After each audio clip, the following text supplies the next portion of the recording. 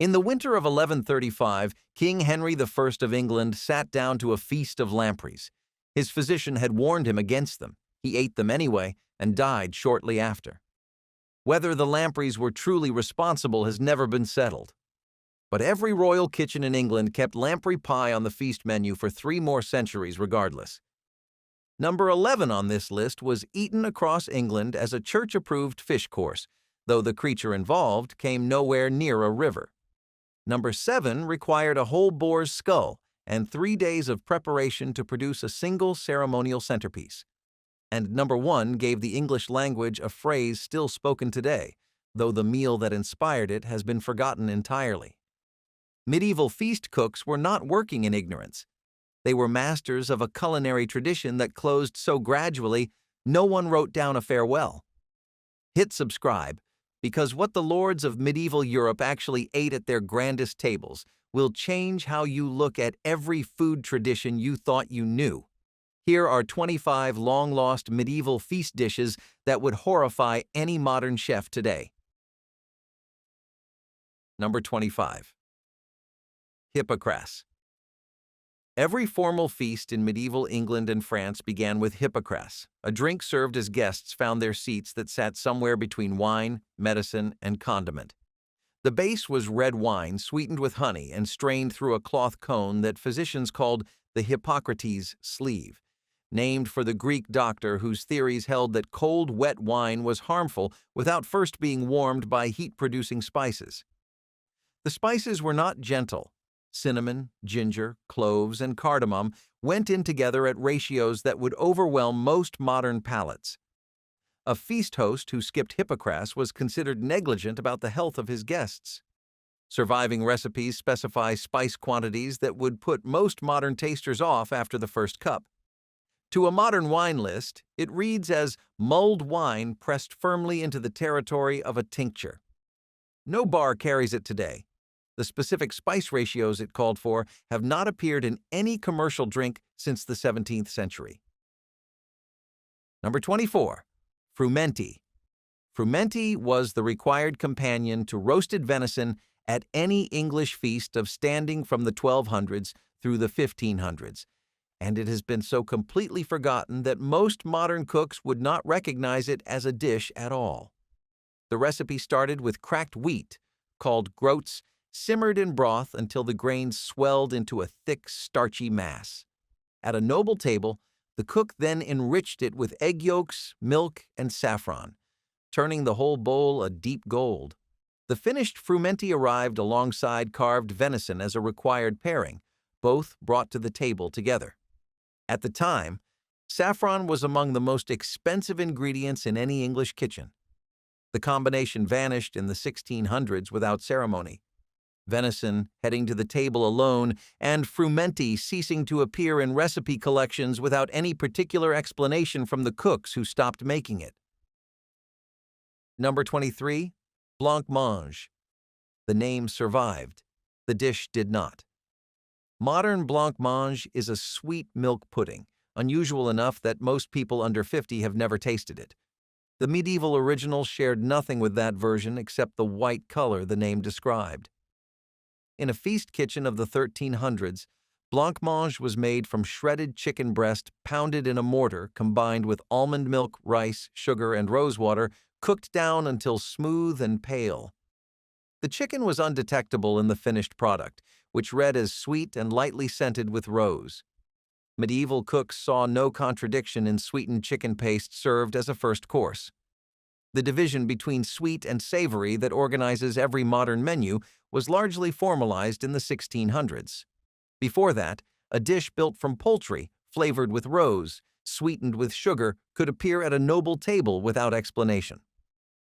Blancmange is recorded in English manuscripts from the 1390s. It left professional kitchens in the 18th century. Number 22. Mortreuse. One of the most consistently appearing dishes in medieval English feast manuscripts was a smooth paste of ground pork and chicken, cooked in broth, thickened with breadcrumbs, and served in a bowl.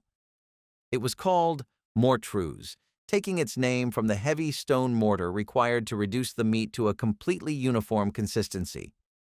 The Forme of Curie, the oldest surviving English cookbook compiled around 1390 for the kitchen of Richard II, includes multiple mortrus recipes, including a fish version prepared for fasting days.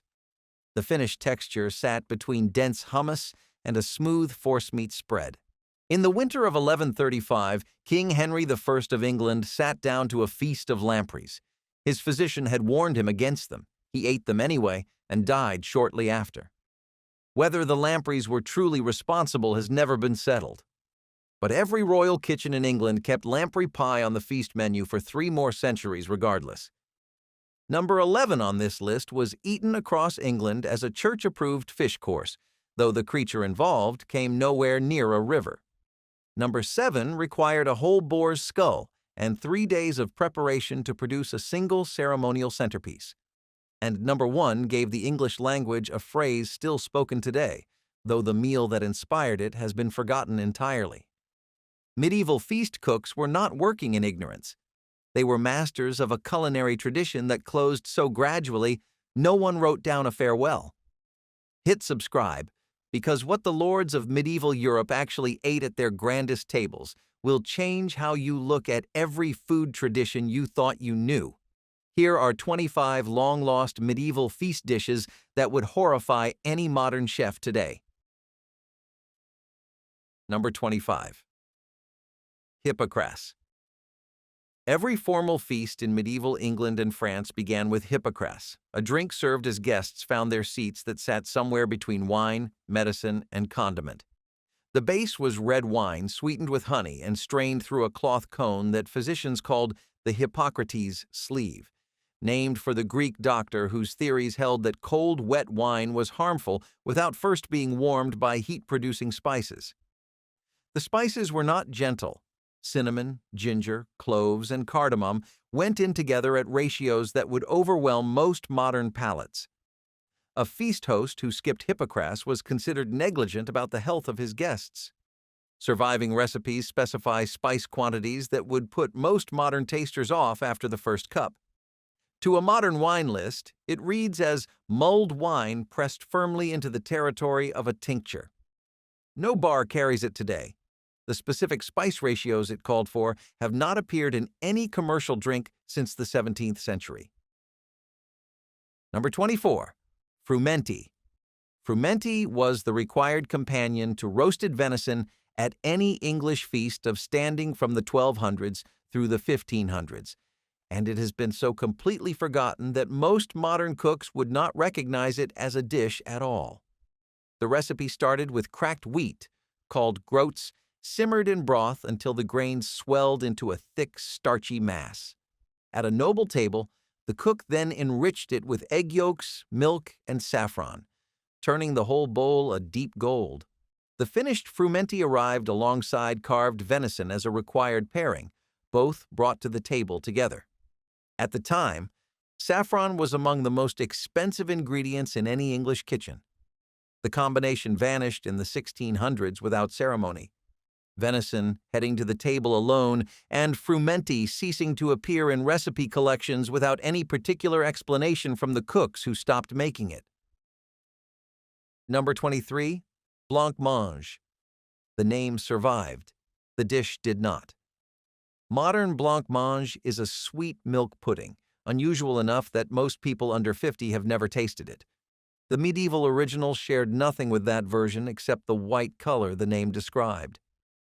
In a feast kitchen of the 1300s, blancmange was made from shredded chicken breast pounded in a mortar combined with almond milk, rice, sugar, and rosewater, cooked down until smooth and pale. The chicken was undetectable in the finished product, which read as sweet and lightly scented with rose. Medieval cooks saw no contradiction in sweetened chicken paste served as a first course.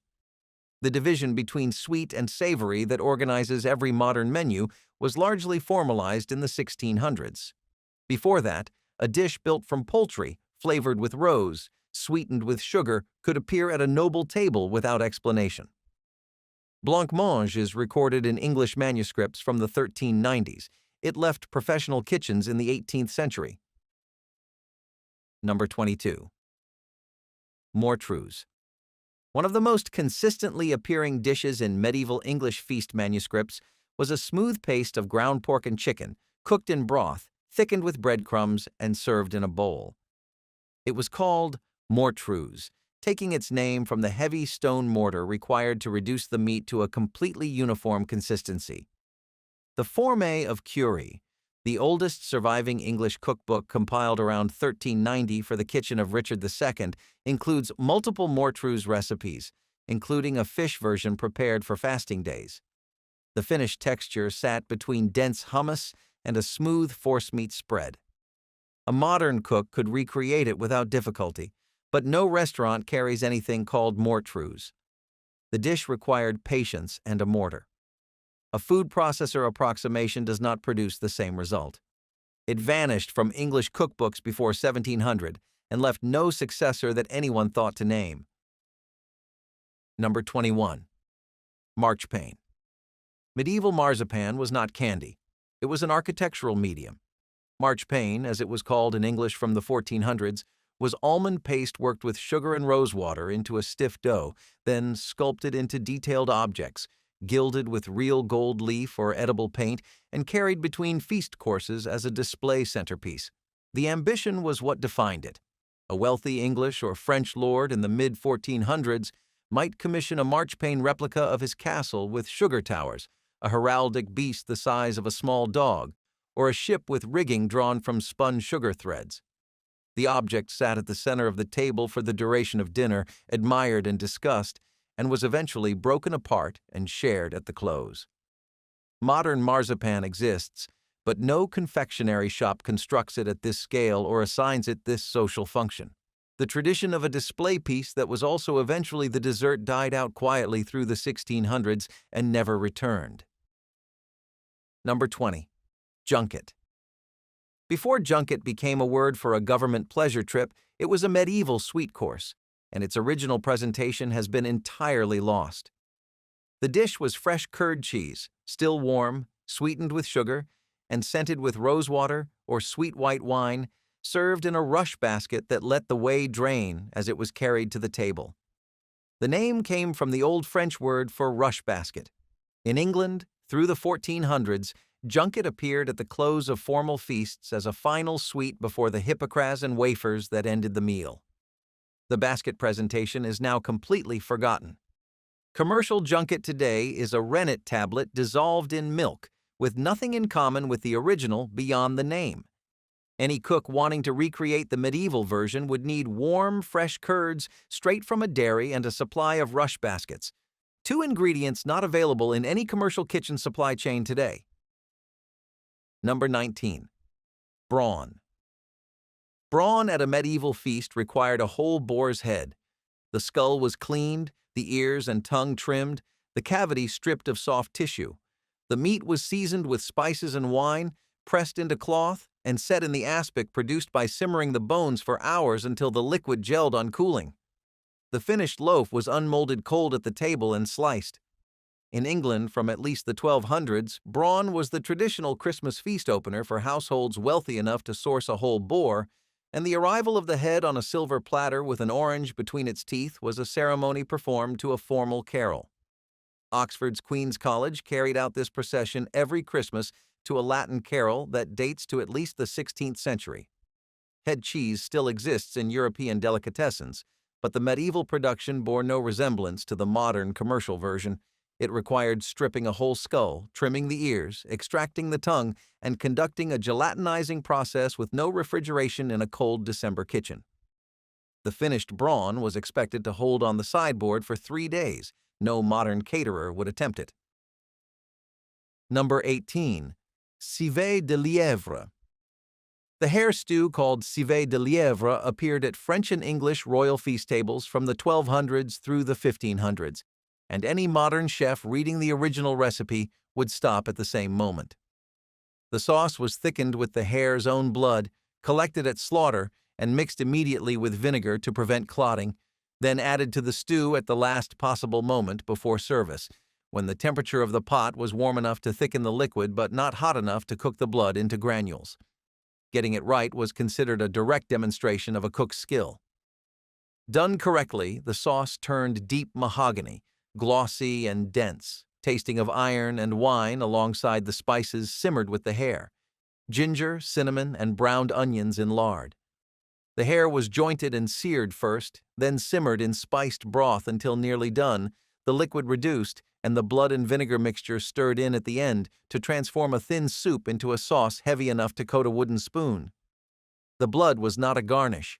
Remove it, and the dish became a competent rabbit braise, perfectly acceptable and nothing remarkable. Keep it, and the result was one of the most technically demanding preparations in medieval feast cooking. The civet tradition did not vanish completely. Civet de lièvre survived in regional French cooking into the 20th century, and a small number of classical French restaurants prepared it as late as the 1990s. But the medieval feast version was thicker, more heavily spiced with the sharp, warm flavors that defined 14th century cooking, and served to guests who had been fasting since dawn and who considered a blood-thickened sauce an entirely appropriate reward. A modern catering kitchen placing blood-thickened hare stew on the menu today would need to explain the binding agent to every person at the table before they ordered it. Number 17. Cameline sauce. The sauce that accompanied roasted venison and pork at more medieval feast tables than any other was cameline, and it has been nearly erased from modern cooking without leaving a trace. The recipe combined wine vinegar with ginger, cinnamon, cloves, and sometimes saffron, producing a thin, sharp, brown liquid poured over carved meat at the table. The name likely came from the camel brown color the spices produced together. Every major English recipe manuscript from the 1300s and 1400s includes at least 2 cameline variations. The Forma of Curie lists several. What would stop a modern chef was the flavor architecture, sharply acidic from the vinegar, heavily spiced, and containing no fat, no cream, no butter. It occupied a flavor category that Western cooking abandoned in the 1600s, when the sour-spiced sauces of medieval cooking gave way to the cream and stock reductions that define classical French and English cuisine today. Cameline has no direct equivalent anywhere in modern cooking. The flavor territory it occupied has been vacated entirely. Number 16. Custard Lombard. The Lombard designation in the recipe name referenced the Italian merchants operating in English cities during the 1300s, whose culinary influence reached royal kitchens through trade networks and royal marriages. Custard Lombard was a baked egg custard in an open pastry shell, but the filling also contained pork, dates, prunes, and spices alongside the eggs and cream. Sweet dried fruit and seasoned meat together inside a spiced egg custard, baked open in pastry. A modern pastry chef reading the recipe would be unable to decide whether they were looking at a dessert or a savory tart.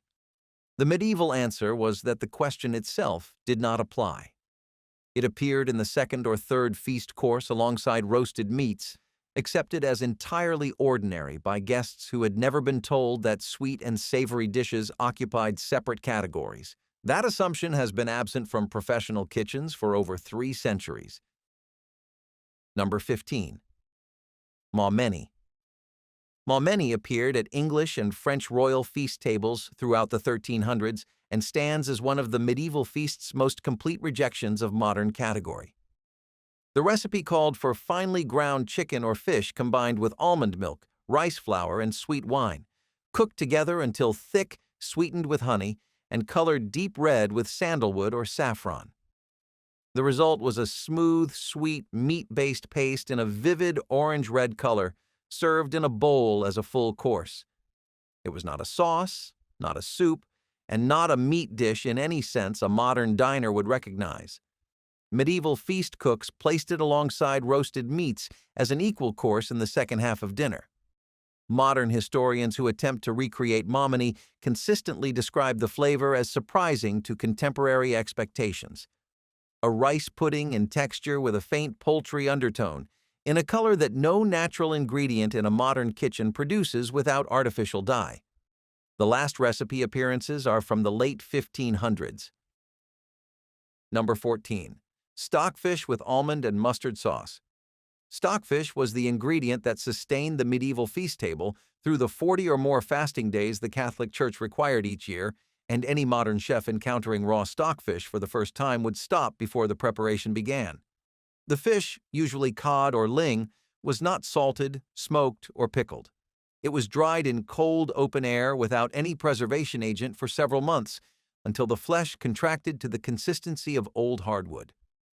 To cook it, the dried fish required soaking in cold water for anywhere from 1 to 3 full days before it could be worked.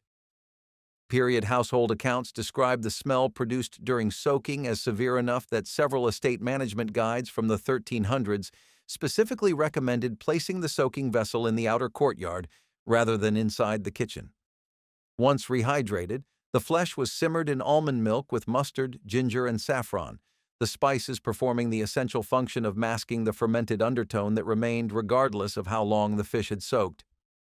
Stockfish arrived in England from Norway and Iceland from at least the 12th century, sold in volumes sufficient to feed entire castle households through Lent and every other fast day on the calendar. The wealthier the household, the more elaborate the preparation. A feast day stockfish dish prepared for a bishop in the 1400s was unrecognizable as the same ingredient a sailor ate unseasoned from a ship's hold during a winter crossing. The mustard and almond sauce transformed it into a proper feast course, and records of royal and episcopal feast accounts list it not as a compromise, but as a dish in its own right. What ended the tradition was refrigeration. Once cold storage made fresh fish reliably available year-round through the 20th century, no cook needed to spend 3 days soaking hardened fish to prepare a fast-day meal. The almond and mustard sauce that accompanied it found no other application. Both the preparation and the dish vanished together. Number 13. Gilded meats. A feast cook who wanted to signal the ambition of the household did not stop at seasoning the main course. The technique was called endoring, from the French for gilding, and it involved coating a roasted bird or a cut of meat with a paste of egg yolks beaten with saffron and sometimes ground gold leaf, then briefly returning it to fire or hot embers to set the coating. The finished dish came from the kitchen gleaming yellow gold. English and French feast records from the 1200s through the 1400s document gilded capons, gilded pheasants, and gilded peacocks carried to royal tables. A modern food safety inspector reviewing the technique would flag the application of a raw egg yolk coating to already cooked meat, followed by exposure to inconsistent open-fire heat in a kitchen with no thermometers and no refrigeration. The visual effect, by every surviving account, was considered extraordinary. No photograph or painting survives showing the finished dish. The technique has been abandoned completely and appears in no culinary training program anywhere today. Number 12. Roasted songbirds. At a feast of standing in medieval England and France, a course of small roasted birds was expected, not unusual. Larks, thrushes, finches, and robins were caught, plucked, and roasted whole, then carried to the table and eaten in 2 or 3 bites, bones and all. A single platter might arrive carrying several dozen. The act was deliberate. The small, hollow bones crunched lightly when bitten, and the whole bird went down together. Contemporary accounts describe the flavor as intensely rich, more concentrated than any domestic poultry, with a depth that the small size amplified. Medieval diners considered this a mark of a well-stocked table. Hunting and eating songbirds became progressively illegal across Europe over the following centuries, and is now prohibited in England under the Wildlife and Countryside Act of 1981. A tradition of consuming ortolan bunting persisted illegally in France into the late 20th century, eaten hidden beneath a cloth napkin in a handful of restaurants. That holdout has largely ended. A modern chef cannot legally source these birds anywhere in Europe. Number 11. Porpoise. Number 11, as promised in the opening. Every Friday and on the 40 or more fast days the church required annually, a feast table was obligated to serve fish. Porpoise qualified as fish. The church had formally ruled that sea mammals living in water could be eaten on fasting days, and porpoise appeared on approved feast tables alongside whale and seal across medieval Europe. At the English royal court, porpoise was not a desperate substitute for something better. It was served to kings. Royal household accounts from the 1200s through the 1400s include Porpoise in formal feast courses, prepared with spiced sauces built from vinegar and ginger. Porpoise meat is a deep red, closer in texture to beef than to any fish, with no resemblance to seafood in color or appearance. Contemporary accounts describe the flavor as rich and slightly sweet. A modern chef faced with porpoise would encounter two immediate problems. The legal one, since all porpoises are fully protected under English wildlife law today, and the culinary one, which is that nothing in modern professional cooking prepares a chef to serve beef red sea mammal as the fish course. Number 10. Garbage. The dish was listed on the feast menu as garbage, and no one at a medieval English table found this remarkable. The word had not yet acquired its modern meaning. In the 1400s, garbage referred to the giblets of a bird, the head, feet, neck, liver, gizzard, and scraps remaining after the prime cuts were removed. A recipe in the form of curry directed the cook to simmer chicken giblets in broth with ginger, mace, and parsley, thicken the liquid with bread, and serve it in a bowl. The head and feet went into the pot along with everything else. Medieval feast diners consumed it without comment in the second or third course. As the word shifted through the 1500s and 1600s toward waste and refuse, the dish became impossible to name and left recipe collections without a replacement. A modern restaurateur serving the same preparation today would call it a giblet fricassee and leave the head off the platter. Which name would you actually order? Leave it in the comments below. Number 9. Peacock in plumage. The roasted peacock arrived at a medieval feast still wearing its feathers, and the preparation required days of work before the dinner began. The cook skinned the bird before cooking, removing the feathers and outer layer together in one intact piece, setting it carefully aside. The peacock was then seasoned and roasted on a spit over the fire. After cooking, the raw skin was stitched back onto the carcass with needle and thread, the tail fanned out in full display, the beak lacquered gold. The finished bird arrived on a silver platter carried by the most senior servant in the hall. The peacock itself, by most contemporary accounts, tasted like dry, tough, dark meat with no particular distinction. Some recipes instructed the cook to tuck a camphor-soaked cloth into the beak and light it, so the bird appeared to breathe fire as it crossed the hall. No modern health authority would permit any step of this process. No culinary school today covers any of it. Number 8. Subtleties. Between the courses of a major medieval feast came the subtleties, and they occupied a category that has no modern equivalent. A subtlety was a sculptural display piece constructed from sugar paste, almond paste, and dyed dough, built to represent a castle, a ship, a coat of arms, or a religious scene significant to the host. Servants carried it around the hall so all guests could examine it, then set it at the table's center where it remained until the Lord signaled for it to be broken apart and shared. At the coronation feast of Henry VI in 1429, subtleties depicting the new king receiving his crown in sugar were carried before each of 3 courses. A modern pastry chef could approximate the materials with fondant and gum paste. What cannot be approximated is the function, a political statement made in confectionery that was also eventually the dessert. The subtlety combined theater, heraldry, public messaging, and food into a single object. That combination has been absent from formal dining for roughly 4 centuries. Number 7. The boar's head. Number 7, as described at the opening.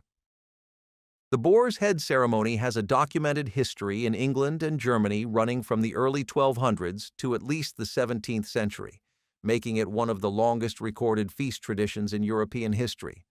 The centerpiece was a whole boar's head, roasted, carried on a gold or silver platter with an apple or orange lodged between the teeth, the ears stiffened upright, the surface lacquered dark.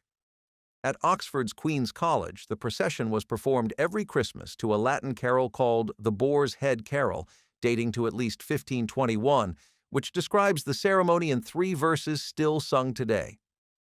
The preparation ran across 2 to 3 days. The skull was cleaned and the brain removed. The interior cavity was packed with a forcemeat of minced pork, spices, and hard-cooked eggs, then sewn shut, rubbed thoroughly with spices, and roasted for several hours over an open fire. The boar's head was not simply the first course of Christmas dinner. It was a declaration. The host's hunting grounds, kitchen capability, and available resources were all communicated in a single object carried through the hall. Households that could not source a full boar substituted a pig's head, which was understood by everyone present to be a significant step down. The Queen's College ceremony is still performed today, making the boar's head one of the longest, continuously documented feast traditions in English history. But the full preparation, 3 days of cleaning, stuffing, sewing, and roasting a whole boar skull, is carried out professionally in England by almost no one today. A chef wanting to source an intact boar's head would need to place a specialist order with a game butcher weeks in advance. The preparation techniques appear in no modern culinary curriculum. Number 6. Cockentrice. The cockentrice was a feast dish built entirely around making guests question what they were looking at. A cook took the front half of a suckling pig and the back half of a roasting capon, cut both animals through the midsection, then stitched the pig's front to the bird's back half and the bird's head and wings to the pig's haunches, creating 2 chimera creatures. Both were roasted on a spit and brought to the table looking like animals that had never existed in nature. English feast records from the 1400s document cockentrice at formal noble banquets. The form of curry, compiled around 1390, includes the recipe. The visual joke was the entire point, a creature with a snout and 4 feet at one end and tail feathers at the other, sitting on a silver platter. The actual flavor was whatever combination of pork and roasted poultry the cooking produced. No modern restaurant can serve a stitched chimera roast without fielding questions the kitchen staff are not equipped to answer. Number 5. Lamprey pie. The lamprey is an ancient, eel-shaped, parasitic creature that attaches to other fish with a circular toothed mouth to feed on their blood and tissue. It was considered a feast delicacy in medieval England, and it killed at least one king. As established at the opening of this countdown, Henry I died in 1135, and his chroniclers pointed to a surfeit of lampreys consumed at his table. The dish continued appearing at English royal tables for 3 centuries after his death. Medieval lamprey pie consisted of the creature poached in red wine and spices placed in a thick coffin pastry, filled with the cooking liquid, and sealed for baking. The finished pie held for several days without refrigeration. From at least the 1200s, the city of Gloucester was legally required to send the King of England a lamprey pie every Christmas, a tradition maintained in symbolic form as recently as 2022 when a pie was sent to mark the late Queen's Jubilee. River lampreys are now a fully protected species in England. A modern chef preparing the original recipe would need a regulatory exemption before legally handling them. Number 4. Roasted swan. Swan was reserved by English law for the crown and those the monarch specifically licensed, making it one of the most status-laden meats that could appear at any feast table. The crown's ownership of unmarked mute swans on open water in England dates to at least the 12th century, under statutes that technically remain in force today. At a formal feast in the 1300s and 1400s, roasted swan was prepared and presented in the same theatrical manner as the peacock, skinned before cooking, the skin stitched back on afterward, the neck wired upright, the wings spread. Court records from the 1300s document swans purchased for single feast occasions in substantial numbers. The flavor was, by most contemporary accounts, dark, gamey, and fatty.